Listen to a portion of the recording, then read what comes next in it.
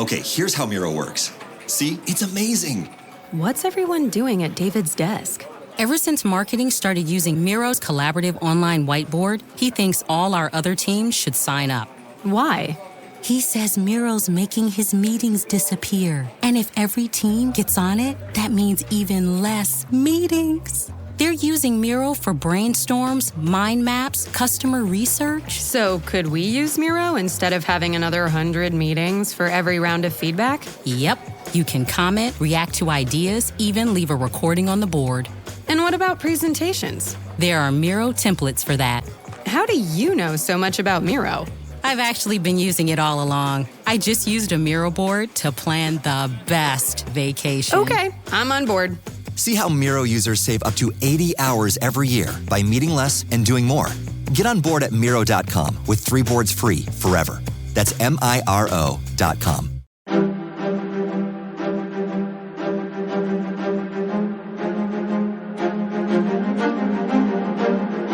Hello, and thank you for listening to the History of World War II podcast, episode 248, Post-Pearl Harbor. The American Giant is Awakened. As the second attack wave flew back north, General Short and his staff were taken to the underground bunker of the Red Hill Ordnance Depot at Alemanu Crater, just east of Ford Island. Though there was not a third wave of Japanese air attacks, reports kept coming to General Short of the death of military personnel and the destruction of his military facilities. However, the larger question was the airstrikes only a prelude to a ground invasion? There were so many unknowns. The local radio stations were taken off air. The last thing the battered Americans needed was to give any further threat a directional beacon. And it was in this blackout that Joseph Poindexter, the 8th governor of Hawaii, declared a state of emergency. Children would not attend school the next day, and the lights would not come on this night. Poindexter was able to have a short conversation with FDR, who promised food and planes.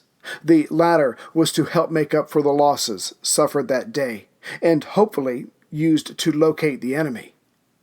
It had been then that General Short asked for martial law.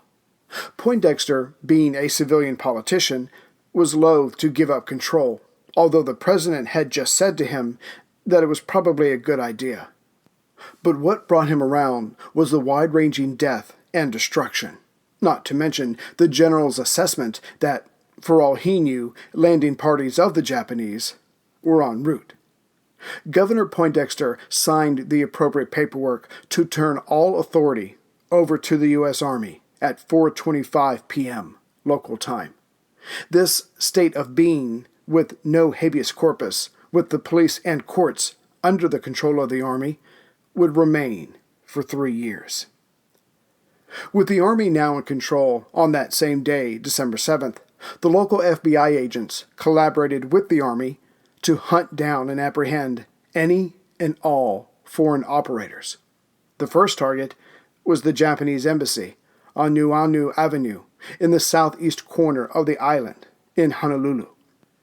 As the Americans rushed in, they found the Japanese staff burning papers.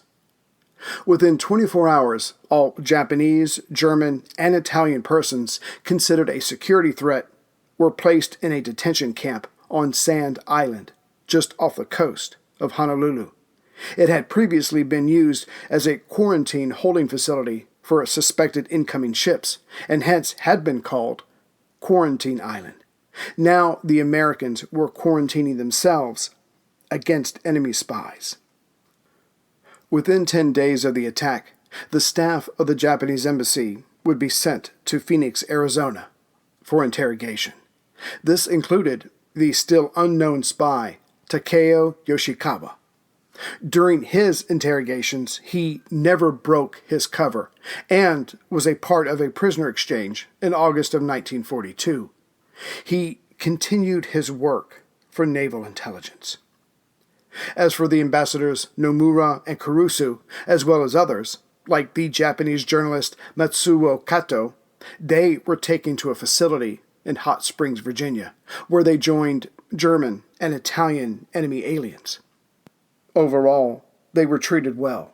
So well, in fact, that they soon asked if they could use the golf course at Hot Springs. However, the authorities relayed the fact that the locals of Western Virginia, a state of many hunters who knew of their presence, were hoping to get a shot at a few of the Japanese prisoners. So, being out in the open was not a good idea. It had been at 2:05 p.m. Washington time when Ambassadors Nomura and Kurusu had arrived at Hull's office. At 2:20 p.m., he had brought them in for the now famous tongue lashing. Just 5 minutes after that, news agencies were starting to report on the attack of far-off Oahu. Word was getting out. At 3 p.m., having 1 hour, more or less, to digest the grievous news, FDR met with Secretary of War Stimson, Secretary of State Hull, Personal Assistant and Confidant Harry Hopkins, General George Marshall, the Army Chief of Staff, and others. Recognizing that what was done, FDR had pointed questions for these men. But it wasn't in the tone of, "How in the hell did you let this happen?" but rather, simply, how had this been possible? Because whatever the attack on Pearl Harbor was, it was recognized as only the Empire's opening move. There would be more attacks, more loss of life, and more military defeats for the still undersized U.S. military. As for Japan's possible next target, FDR brought up the Panama Canal. After all, if the audacious Japanese could hit Pearl, their follow-up plan could have been to block up the shortcut, thus requiring any U.S. naval assistance from the Atlantic to sail all the way around Cape Horn of Chile. Further, the president quickly became obsessed with the American people finding out how many American lives were lost at Pearl. For now, he wanted all radio broadcasts and phone calls from Hawaii cut off if they talked of the extent of the tragedy. For him, it was one thing at a time. Besides, being a politician, FDR wanted to inform the public of the events in a controlled way. So the group then talked of the speech he would have to give to Congress, asking for a declaration of war that would be broadcasted. As Secretary of State Hull was from the generation before the president's, he wanted the speech to fully explain to the people the government's attempts to work things out with Japan, and that it was the Japanese who had been two-faced during this process. But Roosevelt instinctively drew away from this. He felt that his message had to be powerful, yet relatively short. The American people, feeling that they had been sucker-punched, would only want to know what was Washington going to do next. Period. If anything, it should be more like one of his fireside chats, where he imagined himself talking to just a few people in the same room as himself. Here's a question for you. What would you do to save humanity? And how far would you go to stop someone who is getting in your way? The ancient rivalry of assassins and Templars cuts to the heart of good versus evil. But it wasn't always clear who was good and who was evil. Plug in to explore the amazing world of medieval feuds. Echoes of History, Assassins vs. Templars is a special collaboration between History Hit and Ubisoft, the masterminds behind the Assassin's Creed games. Hosted by Dan Snow from History Hit and Matt Lewis from Gone Medieval, together they will take a close look at the real history of the secret societies, which inspired the Assassin's Brotherhood and the Templar Order in the Assassin's Creed games. Plus, they will bring on other premier historians as they discuss unearthing the myths of the Grail and who really was the inspiration for the main characters in the game. Echoes of History, Assassins vs. Templars podcast is available right now wherever you get your podcasts. Listen and subscribe to Echoes of History today to discover the hidden truths that have shaped our world and inspired the video game series. That's Echoes of History, wherever you get your podcasts. Listen today and subscribe for more. So, the news of Pearl was getting out, but the newspapers thus far were reporting on deaths and the wounded in numbers that were far below the truth. This was not intentional, but from a lack of knowledge. When much higher numbers were confirmed, the president asked the various news agencies not to release these just yet.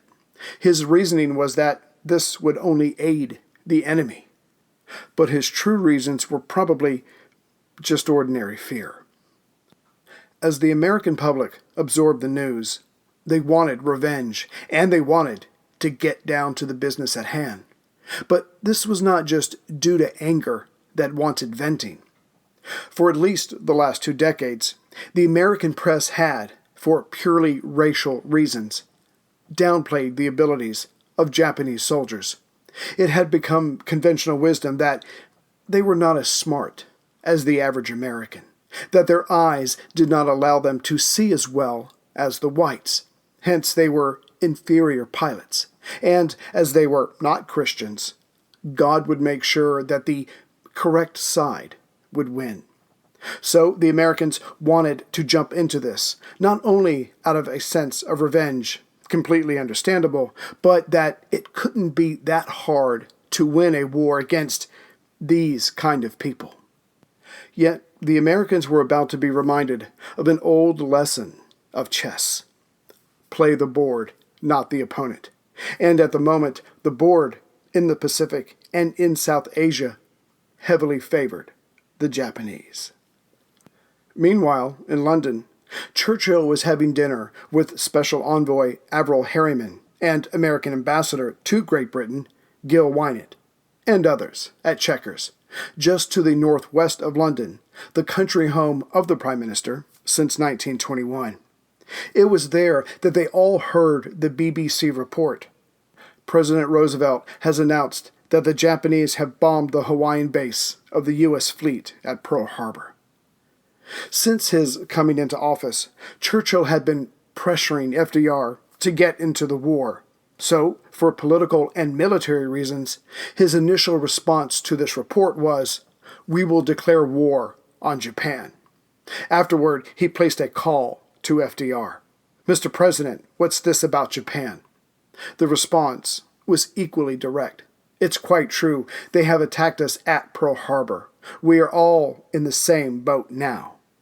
So, it may not have happened the way Churchill wanted it to, or when he wanted it to, but the Allies now had a resource-rich and numerous partner.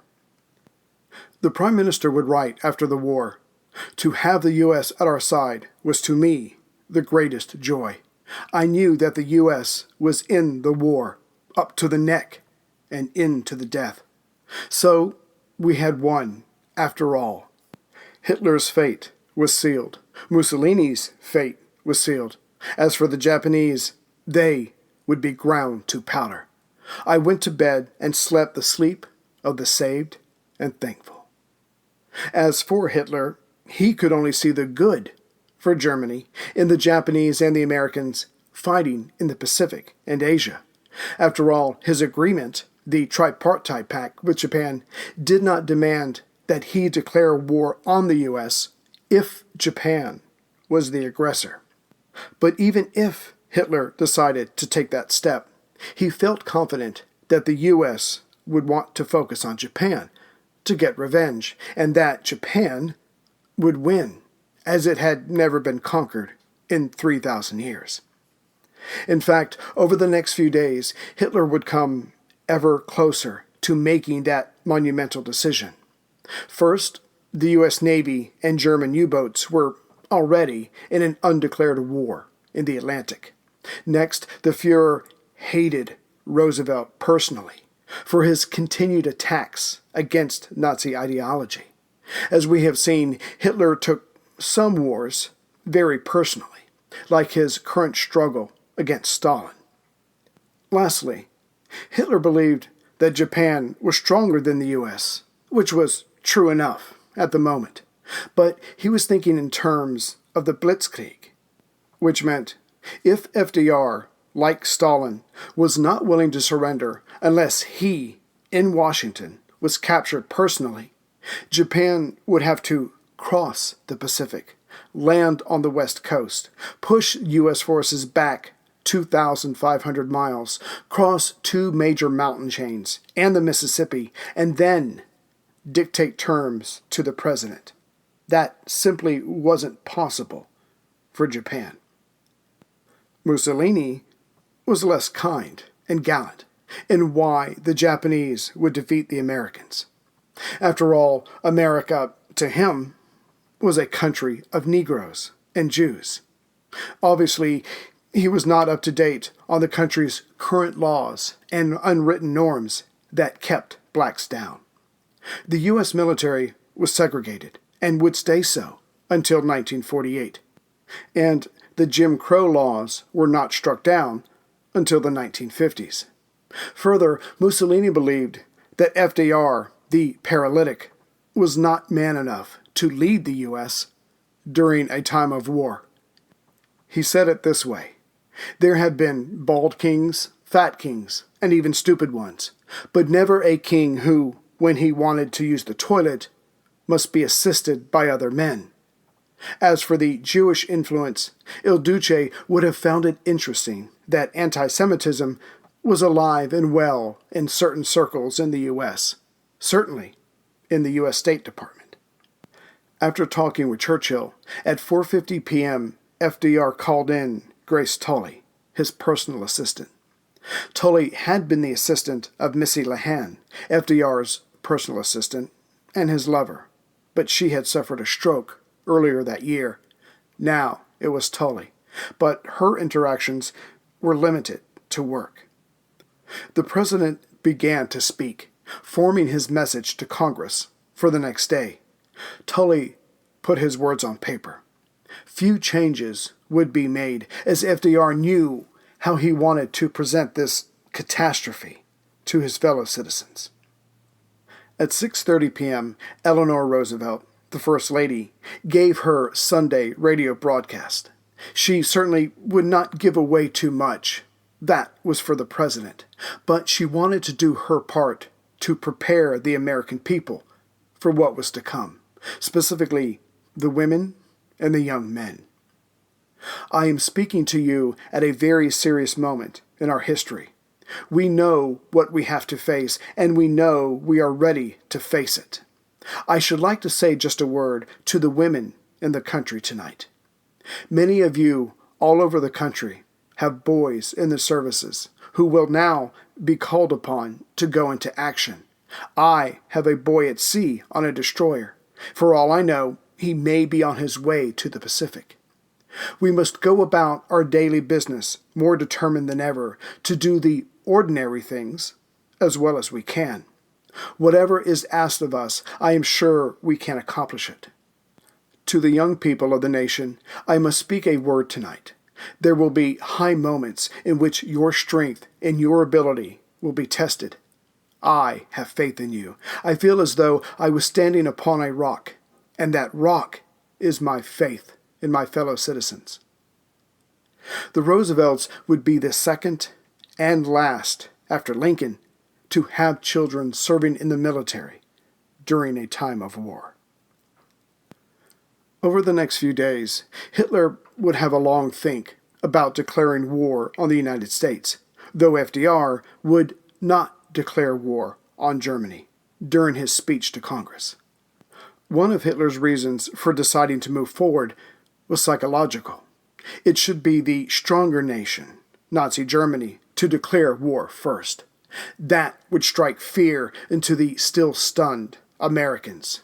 It would not do, to Hitler's thinking, to have the United States make the first aggressive move. In that same vein, Japan would declare war on the United States, just 8 hours after the attack on Pearl Harbor had begun. Again, the hope was that the declaration would further rattle the Americans, who would eventually ask for peace. This would also give Tokyo the chance to get its version of events out to the world first. So Premier Tojo was heard on the radio that night. "We, by grace of heaven, Emperor of Japan, hereby declare war on the United States of America and the British Empire. It has been truly unavoidable and far from our wishes that our empire had not been brought to cross swords with America and Britain. These two powers, inducing other countries to follow suit, increase military preparation on all sides of our empire. They have obstructed by every means our peaceful commerce. They have intensified economic and military pressure to compel thereby our empire to submission. Our empire has no other recourse but to appeal to arms and to crush every obstacle in its path." Back in Washington, at 8 p.m., FDR called his cabinet together. Though all of them were still trying to come to grips with the casualties, the list seemed to keep growing. The president told his cabinet that he was sure that Nazi Germany was in on this, that Germany probably told Japan something like, "We will soon control North Africa and the Middle East, and the British will be isolated. If you want in on this, you need to act now." Secretary of War Henry Stimson asked the president if that was the case, would he ask for a declaration of war on both countries? But FDR was noncommittal. The cabinet also tried to take in the news that the Japanese had also attacked British and Dutch-controlled Borneo, northeast British Malaya, and the Philippines, which will be covered in detail. But what the men could not get past was the weak American response at Pearl Harbor. Though it was a Sunday morning, what about all the warnings sent to General Short? Why was surveillance so weak? Why weren't there more officers on board the battleships? How did the Japanese get away after the attack? Why weren't they being hunted down? But it was too soon for such analysis. Next, FDR met with select congressmen. Knowing they would be unable to keep information to themselves, he only told them a fraction of what he knew. Still, it was bad enough that these men asked the same questions and with the same amount of anger and incredulity as his cabinet. The president told them that Guam, Wake, and Shanghai had been attacked. The last one, Shanghai, was a renewed attack after months of relative calmness. FDR then asked Congress for a joint session at 12:30 the next day. The response to this was, would the president ask for a declaration of war against Japan and Nazi Germany? But again, FDR told the men he was unsure of Germany for the moment. Meanwhile, Pearl Harbor was still dealing with thousands of dead and injured. That included bullet wounds, burns, amputations, and oil. Oil all over the men, in their eyes, and in their bodies. The treatment for all of these was painful to administer and painful to withstand. As for the dead, dental records would be used to give the departed a proper headstone. The men and women of Pearl spent the night of December 7th dealing with the dead and wounded and began cleaning up the wreckage of the attack, all with fearful thoughts that the Japanese would return, while at the same time aching for revenge. Greetings, everyone, from Central Virginia. So before I go on and thank the members, the new members, people who have donated or bought mugs, I do want to give you an announcement that is going to get me in trouble with some of you. A couple of months ago, I put on Facebook that I was coming to London this late summer, asking for advice. I got a lot of responses. Thank you very much. However, the devil is in the details. When we got down to actually making our plans, I was outvoted by my extended family, who I now all hate. So instead of coming to London, I will be in Scotland. Let's see here. I'm going to be in Edinburgh from July 26th to the 31st. Maybe we can, some of us can meet up and hang out. And I will be in Inverness from the 31st to August the 4th. And then I'll be spending 2 nights on Skye. But so again, for anybody who wanted to meet me in London, or for some of you, there was one gentleman who was actually going to change his vacation plan so he could say, hi, I feel really bad, so I wanted to put this out now that everything's been confirmed. So I will be in Scotland. I'll get a chance to finally meet Paul Finch, my web tech guru who has kept the website going smoothly for years, and I'll get to meet his lovely family, so I'm looking forward to that. Anyway, so when it comes to thanking the latest members, I just want to say hello and thank you to George S. from Cambridge, Massachusetts. Let's see here. John R., not a member, but he did recommend a book to me for the Pacific War. Joaquin J., William S., Boonston, sorry, I'm sure I butchered that one. Sorry, William S. Dean A., McKinney, Texas. Stephen P., Brookston, Indiana, Nigel G., Yorkshire, UK, Donald F. from Raleigh, North Carolina, who is heading to Normandy, he told me, for the 75th anniversary of D-Day. I am very jealous, Donald. Thomas D. from Sharon, Connecticut, Jeff I., Fort Collins, Colorado, and Ludger H. from Berlin, Germany. Let's see here. There was a Caleb K., who bought a mug, a Churchill mug, from Parker, Colorado, and the following have made donations helping the show along. Bradley H., Steve A., and Mark W. from Colorado Springs, Colorado. And last but not least, I would like to thank Jeff I. for sending me a 1942 atlas that is coming in very handy trying to plan out how to tell the complicated story in the Pacific. So again, if you want to support the show, you can donate, you can become a member, get 2 extra episodes a month. You can find everything on worldwar2podcast.net. You can sign up there, ask me any questions. You can also send me an email if you have any questions to wwiipodcast@gmail.com. So again, I will try to come out with another episode this Friday or Saturday. It depends on what the family's got planned, but I'm trying to do 1 a week now. And I appreciate your patience and support. And as always, take care, everyone. What a beautiful day in nature. Boy, do I feel capital A alive. Luckily for you humans, Nature's Way put that thrilling feeling of aliveness in a bottle. Nature's Way Alive multivitamin gummies. Delicious multivitamins inspired by nature. Nature's Way.